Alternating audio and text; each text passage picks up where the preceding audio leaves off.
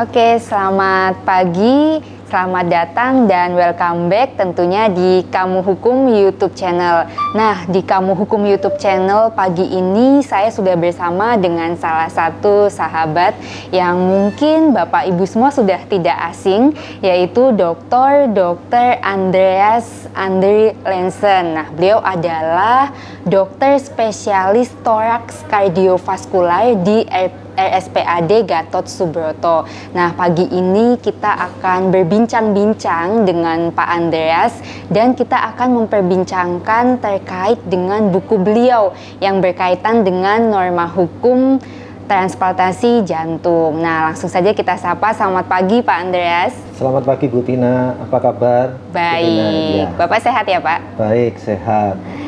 Ya, keseharian Bapak tentunya masih aktif sebagai dokter spesialis kardiovaskular di RSPAD ini ya Pak ya? Ya, betul. Jadi saya mulai bekerja di RSPAD Gatot Subroto, khususnya di bedah toraks kardiak vaskuler ini sejak tahun 2009. 2009. Ya, sebenarnya saya sudah datang di RSPAD ini sejak tahun 2004, tetapi sebagai ahli bedah umum.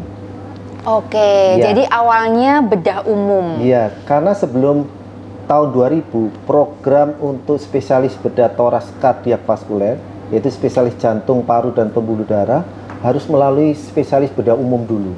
Jadi sebagai SP2, subspesialis. Tetapi sejak tahun 2000, dari dokter umum bisa langsung melanjutkan sebagai mengikuti pendidikan spesialis bedah toraks kardiovaskuler. Oke. Apa Pak yang menjadi ketertarikan Bapak dari bedah umum tapi ambil lagi nih kepada spesialis bedah toraks kardiovaskuler ini? Apa Pak yang melatar belakangi ketertarikan Bapak? Ya, tentu saja sebenarnya yang menyebabkan saya tertarik kepada spesialis bedah toraks kardiovaskuler, pertama ya saya menganggap bedah jantung ini cukup canggih ya. Kemudian ada suatu kebanggaan ya menjadi seorang ahli bedah jantung. Kita tahu bahwa di seluruh dunia seorang ahli bedah jantung itu untuk mencapai menjadi seorang ahli bedah jantung itu melalui jalan-jalan yang cukup sulit ya, khususnya di Amerika Serikat. Untuk menjadi seorang ahli bedah jantung itu diperlukan kemampuan yang khusus. Di universitas ataupun fakultas kedokteran yang cukup terkenal ya, banyak ya, dan untuk masuk itu termasuk cukup sulit. Nah, kenapa dari ahli bedah umum saya melanjutkan ke spesialis bedah toraks kardiak vaskuler? Karena memang pada dasarnya sebenarnya saya ingin jadi ahli bedah toraks kardiak vaskuler. Tetapi sebelum tahun 2000 menjadi seorang ahli bedah toraks kardiak vaskuler harus melalui bedah umum, demikian. Oh, jadi memang stepnya dari bedah umum dulu, kemudian baru ke toraks kardiovaskuler gitu ya Pak. Oke Pak, tadi disampaikan bahwa menjadi hal yang sangat challenging gitu ya bagi seorang dokter bisa berkuliah dan bisa mengenyam pendidikan. Untuk mengenyamnya aja butuh perjuangan yang luar biasa. Nah, sekarang kalau saya relatedkan dengan buku Bapak. Jadi pemirsa semua, jadi teman-teman di Kamu Hukum nanti akan ada sudah tayang. Jadi ada norma hukum transplantasi di Indonesia. Nah, jadi ini adalah salah satu produk buku yang dihasilkan oleh Pak Andreas. Nah, tentunya buku ini dilatar belakangi oleh keresahan beliau selaku dokter gitu ya, tetapi saat ini di Indonesia transplantasi jantung itu belum dapat dilakukan gitu ya Pak. Mungkin belum pernah. Oke, mungkin saya bisa tanyakan Pak, sebenarnya apa sih alasannya? Sementara kan sebetulnya dokter-dokter yang ada tentu sudah memiliki pendidikan yang cukup untuk melakukan itu. Apa Pak sebetulnya tantangan atau kendala, apalagi berkaitan dengan norma hukum seperti apa Pak? Memang cukup banyak kendala yang dihadapi, bukan hanya transplantasi jantung ya. Untuk transplantasi ginjal saja kita itu mendapatkan kendala, khususnya mendapatkan donor orang meninggal ya, jenazah. Jadi permasalahan di Indonesia itu adalah bagaimana kita mendapatkan organ donor dari pasien yang meninggal dunia. Ini yang menjadi tantangannya. Mengapa menjadi pertanyaan bagi saya, kenapa di Indonesia belum pernah dilakukan transplantasi jantung? Seperti kita ketahui negara jiran, negara tetangga kita, Malaysia itu sudah dilakukan kurang lebih 25 tahun yang lalu. Sedangkan operasi bedah cangkok jantung itu yang pertama kurang lebih di sekitar tahun 67 di Afrika Selatan. 67 Jadi sudah puluhan tahun yang lalu. Di Malaysia 25 tahun yang lalu. Padahal kita ketahui pada sekitar kisaran tahun 70-an, Bu, itu kita banyak mengirim dosen-dosen fakultas kedokteran ke Malaysia untuk membantu fakultas kedokteran di sana. Mereka cukup tertinggal waktu itu. Tetapi mengapa dalam hal transplantasi bedah jantung ini mereka malah lebih dulu? Malah mereka lebih dulu. Padahal secara penelitian kita sudah memulainya sebenarnya. Dilakukan oleh Purnawirawan Mayor Jenderal Dr. Eri Sudewo. Beliau itu bekerja, ada seorang dokter spesialis bedah yang bekerja di RSPAD, bekerja sama dengan Dr. Iwan melakukan operasi jantung pertama di Indonesia. Di mana kira-kira permasalahan daripada cangkok atau transplantasi jantung ini? Nah, saya kebetulan melanjutkan dari pendidikan setelah melakukan pendidikan magister hukum. Saya bersama teman-teman melanjutkan mengambil program S3 doktor hukum di Universitas Borobudur. Nah, oleh sebab itu saya ingin melihat dari sisi atau perspektif hukumnya. Apakah ada masalah ya dari segi aspek hukum daripada prosedur transplantasi jantung itu. Itulah yang menyebabkan akhirnya keluarlah buku dengan judul Norma Hukum Transplantasi Jantung ini. Khususnya saya tambahkan di Indonesia. Apa yang menjadi permasalahan? Ini yang akan dikupas di dalam buku saya ini. Seperti itu, Bu. Oke, jadi akhirnya setelah kuliah magister hukum, kuliah dokter hukum, akhirnya Bapak mendapatkan temuan bahwa memang secara spesifik norma hukum di Indonesia, bahwa tadi kalau disampaikan kalau ginjal itu masih bisa dilakukan pada saat donornya masih bisa dilakukan pada saat orangnya masih hidup. Ya, tetapi karena ginjal kita kan ada dua. Kalau jantung kan hanya satu. Jantung hanya satu. Jadi memang salah satu obstacle-nya adalah kesulitan mendapatkan donor jantung. Tetapi juga tadi Bapak menyampaikan bahwa secara norma hukum masih ada perspektif yang berbeda tentang bagaimana cara melakukan transplantasi jantung itu. Mungkin seperti apa, Pak, terkait dengan misalkan tentang bedanya definisi kematian, batang otak, atau seperti apa, Pak, dalam mekanisme transplantasi jantung sehingga belum disepakati nih norma hukumnya di Indonesia? Saya dapati sebenarnya kalau dari segi norma hukumnya, norma hukum kita itu cukup bisa dijadikan sebagai landasan hukum dilakukannya prosedur transplantasi jantung di Indonesia. Dimulai dari Undang-Undang Dasar 1945 mengikuti tata hukumnya hingga ke bawah sampai ke Peraturan Menteri Kesehatan. Indonesia secara perspektif hukumnya sudah siap sebenarnya untuk melakukan atau melaksanakan transplantasi jantung. Tetapi seperti kita ketahui bahwa kalau kita bicara tentang aspek hukum, Bu, kita harus juga bicara tentang sistem hukum. Ternyata sistem hukum itu tidak hanya berbicara tentang norma-norma hukum tertulisnya tetapi juga ada struktur hukumnya. Jadi bukan hanya bicara substansi hukum, tapi struktur hukum maupun budaya hukumnya. Nah, ini yang di dalam penelitian ini, di dalam buku ini kita ungkapkan hal-hal apa yang kira-kira menjadi hambatan atau kendala mengapa transplantasi jantung ini belum bisa dilaksanakan di Indonesia. Sebagai contoh yang Ibu tadi tanyakan mengenai definisi kematian, secara undang-undang definisi kematian sudah didefinisikan di Peraturan Menteri Kesehatan. Apa yang disebut kematian? Yaitu ada dua. Kematian secara konvensional, yaitu henti napas, henti jantung. Itu secara konvensional. Yang kedua adalah kematian batang otak. Khusus untuk transplantasi jantung, seperti kita ketahui jantung manusia hanya satu ya. Kalau jantungnya diambil, artinya orangnya akan meninggal dunia. Jadi khusus untuk transplantasi jantung dibutuhkan organ donor dari pasien yang sudah meninggal dunia. Itu masalahnya. Nah, kematiannya ini yang kira-kira acceptable atau diterima untuk transplantasi jantung adalah kematian batang otak. Itu. Nah, kematian batang otak di peraturan Menteri Kesehatan juga disebutkan kriterianya apa saja dan ditentukan di ICU misalnya oleh 3 dokter, dokter bedah saraf, dokter anestesi, dan DPJP. Nah, seperti itu Bu.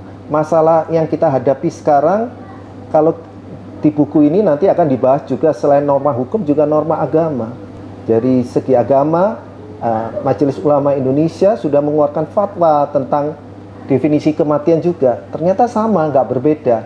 Jadi kita bisa lihat di sini tidak ada konflik norma antara norma agama dengan norma hukum, karena fatwa MUI juga menyebutkan definisi kematian termasuk di dalamnya adalah mati batang otak. Ini yang kita butuhkan. Kenapa? Selanjutnya kita akan berhadapan dengan norma atau nilai-nilai yang hidup di masyarakat, living law. Itu mungkin saja berbeda, apalagi kita ketahui bahwa budaya di Indonesia itu beraneka ragam, ya. Dari secara hukum dan agama sudah sama, Ikatan Dokter Indonesia juga sudah mendefinisikan kematian batang otak itu secara sama ya dengan hukum. Nah, bagaimana dengan kematian, konsep kematian menurut masyarakat? Nah, ini tugas kita untuk mensosialisasikan khususnya dalam hal penyediaan organ donor.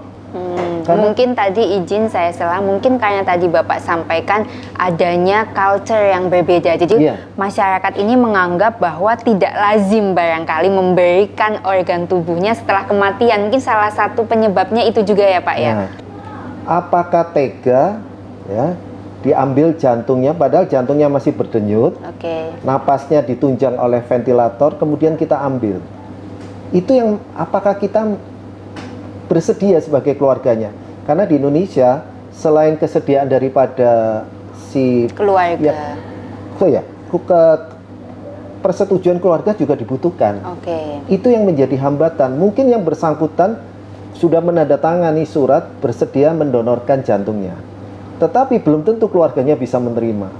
Jadi persoalan nanti yang terbesar di dalam transplantasi jantung ini bukan soal hukum dan norma agamanya, tapi lebih kepada culture dan pandangan masyarakat. Betul, penerimaan masyarakat tentang konsep kematian. Nanti ada lagi persoalan konsep kepemilikan. Begitu, Bu. Siap. Berarti sebetulnya tadi telah disampaikan oleh Pak Andreas secara sistematis gitu, bahwa sebetulnya norma hukumnya baik itu sudah tidak ada lagi pertentangan norma, artinya secara hukum positif di Indonesia, bahkan fatwa MUI juga sudah mengeluarkan mengenai definisi kematian dan sebetulnya sama. Tetapi mungkin menjadi obstacle-nya adalah pandangan masyarakat atau culture terhadap masyarakat. Nah, mungkin yang akan saya tanyakan, berarti menurut Bapak ketika nanti produk hukum seperti apa sebetulnya saat ini yang diperlukan untuk melakukan transplantasi jantung? Karena sebetulnya secara aturannya sudah ada semua, tetapi mungkin support seperti apa yang bisa dilakukan pemerintah agar transplantasi jantung ini bisa segera terrealisasi, mengingat kebutuhannya juga semakin meningkat gitu ya Pak. Artinya banyak sekali orang yang baru bisa melakukan transplantasi jantung itu harus keluar negeri. Nah, padahal sebetulnya sudah banyak dokter-dokter yang sudah mumpuni. Jadi menurut Bapak produk hukum seperti apa? Nah, dalam penelitian ini saya dapati suatu analisanya seperti ini ya Bu.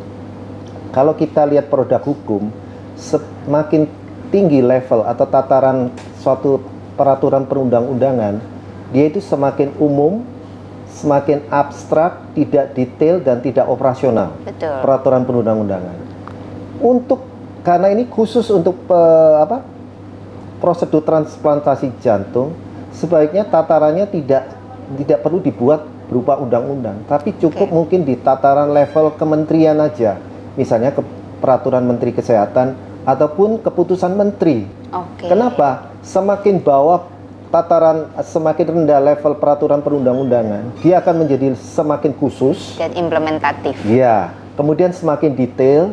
Operasionalnya juga teknis, semakin teknis. Jadi itu lebih detail. Seperti itu Bu. Lebih leg spesialis gitu ya. Nah, lebih leg spesialis itu lebih tepat katanya. Kata-katanya ya. berarti mungkin konsep yang digambarkan oleh Bapak mengenai apabila nanti ada peraturan khusus mengenai transplantasi jantung, berarti konsepnya barangkali di Indonesia dengan tenaga-tenaga dokter yang sudah ahli di bidangnya, berarti kemungkinan transplantasi jantung di Indonesia ini akan dilaksanakan tetapi menggunakan donor dari luar negeri. Begitu seperti itu atau seperti apa Pak kira-kira Pak? Saya berpikir seperti itu sambil berjalan, karena saya juga sebagai anggota atau tim daripada transplantasi dari KTN, Komisi Transplantasi Nasional Kementerian Kesehatan. Waktu itu dibicarakan dengan Menteri Kesehatan minta dalam jangka waktu 3 tahun diusahakan di Indonesia sudah terrealisasi adanya prosedur transplantasi jantung ini. Dan karena kita tahu bahwa peraturan perundang-undangan di Indonesia masih menggunakan sistem opt-in. Opt-in itu maksudnya begini, kalau seseorang ingin, atau nama lainnya informed consent. Jadi kalau seseorang ingin menyumbang organ, dia melakukan tanda tangan persetujuan. Nah, seperti kita ketahui, itu akan sulit mendapatkan organ donor. Nah, di Singapura ditempuh sistem hukum yang berbeda, yaitu namanya opt-out. Opt-out atau presumed consent. Maknanya seperti ini. Seseorang kalau menolak memberikan organnya, dia harus tanda tangan. Oh, jadi dibalik ya? Ya, jadi kalau tidak ada tanda tangan penolakan, begitu orang itu meninggal di suatu rumah sakit, dengan otomatis rumah sakit ataupun tempat di mana diberikan rekomendasi untuk tempat transplantasi akan mengambil organnya, kecuali ada tanda tangan penolakan. Nah, oleh sebab itu, untuk menunggu mungkin ada revisi daripada peraturan perundang-undangan yang memberlakukan opt-in di Indonesia menjadi opt-out, ini membutuhkan waktu yang cukup lama, Bu. Nah, untuk itu mungkin kita akan memulai saja dengan bantuan kerjasama dengan rumah sakit atau G2G ya, government to government. Nah, kita berharap, karena di undang-undang disebutkan bahwa untuk pelayanan kesehatan itu tanggung jawab negara. Betul. Dalam hal ini pelaksananya oleh pemerintah dan diwakilkan kepada Kementerian Kesehatan, selanjutnya dilaksanakan oleh KTN, Komisi Transplantasi Nasional. Nah, kita berharap dengan adanya transplantasi ini segera dilakukan, itu masyarakat akan melihat, oh ternyata bisa di Indonesia. Sambil berjalan kita akan mencoba mungkin merekonstruksi aturan hukumnya yang mungkin bisa dirubah dari opt-in menjadi opt-out, sehingga pengadaan organ donor ini bisa tercapai. Saya kasih informasi yang lain, contohnya organ donor misalnya kornea itu ya, sampai sekarang kita tetap harus impor dari Sri Lanka karena kesulitan dalam hal ini.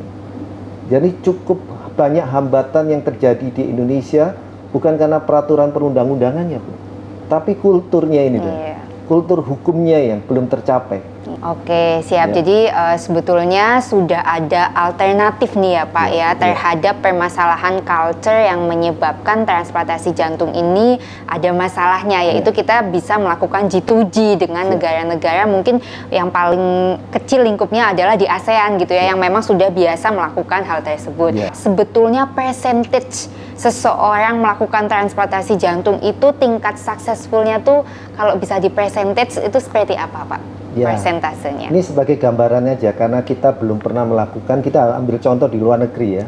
Pada transplantasi yang pertama di Afrika Selatan, Dr. Christian Barnard berhasil melakukan transplant, itu berhasil hidup orang tersebut yang resipiennya, yang penerima organ donor itu 15 hari. Dan dia meninggal bukan karena gagal jantungnya, karena penolakan, tetapi karena pneumonia, yaitu infeksi pada paru-parunya.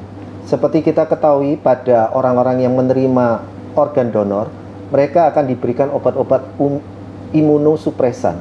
Jadi sistem imunnya ditekan, diharapkan supaya organ donornya tidak ditolak, tidak rejected. Diberikan obat-obat itu, sehingga orang itu rentan terhadap infeksi. Apakah infeksi jamur, infeksi kuman, bakteri, dan sebagainya.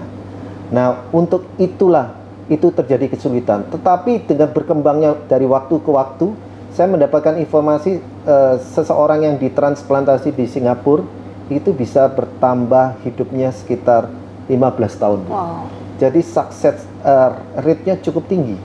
Jadi rate-nya cukup lumayan tinggi Cukup ya Pak tinggi, ya. iya. Cuman memang nantinya orang yang sudah dilakukan transplantasi jantung memang harus disupport sistem dengan obat-obatan, Iya. terutama untuk menghindari adanya infeksi gitu ya Pak ya.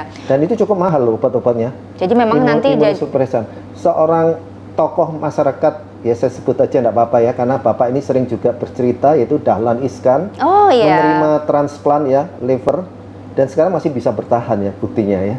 Semoga nanti Bapak Dahlan akan dilibatkan juga di dalam proses transplantasi jantung ini untuk ya supaya lebih cepat terrealisasi di Indonesia. Oke, mungkin Pak terakhir sebagai dokter spesialis thorax kardiovaskuler Pak minta tips tips lah untuk supaya kita semua bisa menjaga kesehatan jantung sejak dini. Yeah. Sejak dini, jadi nggak harus yang sudah tua gitu ya. Kayaknya saya baca ada healthy life, less meat, more veggies dan seterusnya. Tapi apa Pak berkaitan dengan pola hidup dan tentunya pola pikir mungkin yang bisa Bapak sampaikan untuk menjaga kesehatan jantung? Memang dalam hal kesehatan ada faktor yang tidak bisa kita rubah. Contohnya secara genetik, keturunan. Pada orang-orang dengan keturunan sakit jantung, cenderung anak cucunya juga mengalami kelainan seperti itu. Atau dia punya tren lebih muda terkena sakit jantung. Dan kita ketahui di luar genetik itu faktor keturunan, ada yang namanya faktor lingkungan. Dalam hal ini yang kita sebut dengan lifestyle, ya, gaya hidup. Jadi benar-benar memang penyakit jantung ini penyakit lifestyle, penyakit gaya hidup. Seperti kita ketahui ya, gaya hidup sekarang itu full stress ya. Orang dikejar-kejar target ya. Apalagi ada beberapa tipe orang ya. Ada tipe A, tipe B, tipe C. Tipe A ini orang yang perfeksionis. Semua harus perfect. Wah, orang ini lebih sering terkena ini sakit jantung ya, atau sakit stroke. Yang memang ideal tipenya tipe B. Yang lebih jarang lagi tipe C, orangnya cuek ya. Orangnya nggak berambisi ya, hidup asal aja dah, bisa makan, bisa minum, ada pakaian, tempat tinggal cukup. Nah, orang yang tipe A ini yang sering terkena. Nah, perlu bagi orang-orang yang tipe A ini yang dinamakan stress management ya. Ada banyak cara-cara bagaimana stress management ini. Karena pada orang-orang yang stres, yang mudah marah dan meledak, bisa terjadi yang namanya badai simpatis tuh. Badai simpatis itu saraf simpatis akan merangsang sehingga pembuluh darah itu mengalami vasokonstriksi, menyempit. Jadi semacam kena stroke tiba-tiba gitu ya Pak ya? Nah, yang kalau dia vasokonstriksi menyempit tiba-tiba, nanti ada plak-plak yang nempel di pembuluh darah itu lepas. Nah, pada saat dia lepas, kalau dia berjalan ke arah otak bisa menyebabkan stroke. Kalau dia ke arah jantung, terjadi sudden death, kematian mendadak. Pada orang-orang yang gaya hidupnya memang perfeksionis, mudah marah, ya, atau yang introvert, nggak marah tapi diam, tapi nyimpan dalam ya. Nah, itu bisa terjadi seperti itu. Itu gaya hidup. Kemudian tadi itu rokok ya, hindari rokok. Nah, sampai sekarang memang undang-undang mengenai rokok ini susah ya. Ya, kita nggak akan bahas tentang rokok, tapi setidaknya pemerintah negara ini sudah menunjukkan keseriusannya. Di beberapa tempat sudah ada larangan-larangannya. Kemudian juga yang aktivitas yang kurang, less activity, misalnya kurang bergerak, kemana-mana naik lift, ya, kemana-mana naik mobil, ya, turun dari mobil naik lift, turun dari lift naik mobil, jadi kurang gerak, lebih banyak duduk, ya, diam. Nah, itu harus ditingkatkan. Kemudian pola makannya dijaga, ya, karbohidrat yang terlalu tinggi atau yang kolesterol dan sebagainya. Nah, hal-hal ini yang bisa kita cegah supaya jantung tidak gampang mengalami gagal jantung sehingga diperlukan transplantasi jantung. Tapi ada nggak Pak metode pemeriksaan dini nih, misalkan kayak saya nih usia 30-an gitu, apakah sebaiknya ada juga metode pemeriksaan untuk mengetahui apakah saya punya potensi penyakit-penyakit, atau itu bisa dilakukan secara medical check up keseluruhan seperti misal 1 tahun sekali atau seperti apa Pak? Iya, sebaiknya memang begitu ya, pada orang-orang yang jelas-jelas dengan stres yang tinggi. Nah, paling tidak setahun sekali harus dicek. Beberapa pasien yang kedapatan sakit diabetes mellitus, kencing manis, itu didapatkan sering secara kebetulan di medical check up. Atau pada saat sakit, pada saat mau dioperasi, dicek darahnya, oh ternyata ada sakit gula. Tapi ada lagi yang lebih dini, Bu. Itu diambil dari kromosom. Jadi kromosom dari pipi diambil, kemudian dicek. Nah, itu kalau itu tidak bisa diselesaikan di Jakarta, di Indonesia, dikirim ke luar negeri, khususnya di Amerika, di Genome Project. Dari kromosom yang dikeluarkan itu nanti akan ketahuan penyakit-penyakit genetik yang akan muncul pada orang itu. Kemudian yang lebih hebat lagi, mereka bisa mengukur umur biologis. Nanti dari umur berapa akan orangnya meninggal dunia. Tetapi secara biologis ya, hitungannya. Karena orang bisa meninggal karena kecelakaan juga ya, ditembak, ditusuk dan sebagainya. Tetapi secara genetis bisa diukur umur biologisnya. Ada orang yang umur biologisnya, umur kronologisnya berdasarkan tanggal lahirnya 30 tahun, tapi umur organ-organnya sudah 50. Kenapa? Sudah mengalami kerusakan demikian cepat. Nah, untuk itu yang tadi saya katakan, penyakit zaman sekarang itu penyakit gaya hidup. Iya, betul. Gaya hidup yang tadi kurang aktivitas, merokok, kemudian makanan-makanan junk food dan sebagainya, seperti itu. Dan stres tadi ya, full stres. Oke, nice. Terima kasih Pak Dr. Andreas, sangat komprehensif. Jadi kita tidak hanya membahas norma hukum transplantasi jantung, tetapi how to maintain kesehatan jantung itu. Nah, untuk para pemirsa dan tentunya untuk Kamu Hukum YouTube channel, tentunya nanti bisa mendapatkan buku di Marketplace, di Shopee, di Tokopedia, nanti akan dicantumkan linknya, dan juga tentunya akan ada di Gramedia di sekitar Jakarta.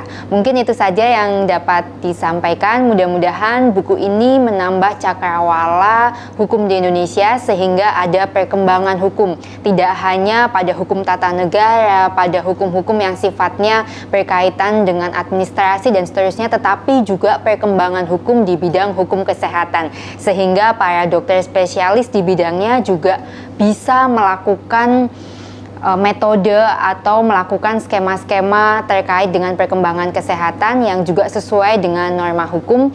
Terakhir, harapannya mudah-mudahan segera ada sosialisasi yang signifikan sehingga transplantasi jantung di Indonesia bisa segera terrealisasi. Demikian, dan sampai jumpa di Kamu Hukum YouTube channel di episode selanjutnya. Ya, terima kasih.